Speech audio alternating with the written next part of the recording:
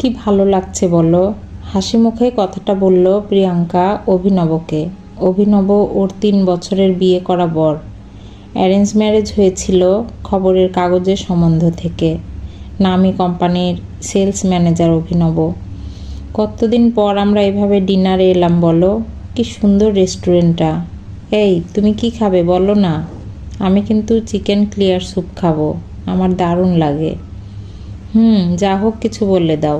নিবিষ্ট চিত্তে মোবাইল টিপে যাচ্ছে অভিনব। খানিক গাছাড়াভাবেই জবাব দিল সে। এবার একটু দমে গেল প্রিয়াঙ্কা। অভিনব তো সারাক্ষণ ব্যস্ত থাকে নিজের কাজ, বিজনেস ট্যুর আর ক্লায়েন্ট মিট নিয়ে। মাত্র 2-3 ঘন্টার জন্য বাইরে এসেও যদি ফোনেই ডুবে থাকে তাহলে আর বাইরে আসার কি মানে। কিন্তু কথাগুলো বলল না ও।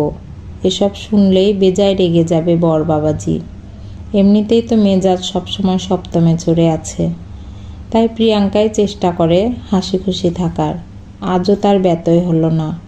প্রিয়াঙ্কা হাসি আরও চওড়া করে বলল, বেশ, আমি বলছি তাই। ক্লিয়ার স্যুপ দুজনেরই। আর মেন কোর্স কি খাবে বলো না। বললাম তো, যা হোক কিছু বললে দাও, রুক্ষ স্বরে বলল অভিনব। মুখে একরাশ বিরক্তি। মোবাইল টিপেই যাচ্ছে অনবরত।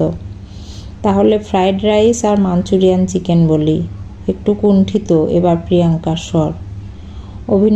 অভিনব কোনো উত্তর দিল না। ইনফ্যাক্ট শুনতেই পেল না। খুব উত্তেজিত স্বরে ফোনে কারো সাথে কথা বলছে। বোধহয় অফিসে কোনো সমস্যা হয়েছে, বুঝতে পারল প্রিয়াঙ্কা। হোয়াট? কি বলছেন কি? এত টাকার ডিল? না, কোনো মতেই এটা ক্যান্সেল হতে দেওয়া যাবে না। ক্লায়েন্টকে বোঝাতেই হবে। তুমি বুঝতে পারছো এটা ক্যান্সেল হলে কি হবে? বস আমাদের বের করে দেবে। ফোন কেটে হাঁপাচ্ছে অভিনব। কি গো বলো না, ফ্রাইড রাইস আর মাঞ্চুরিয়ান চিকেন খাবে তো? অর্ডার করব?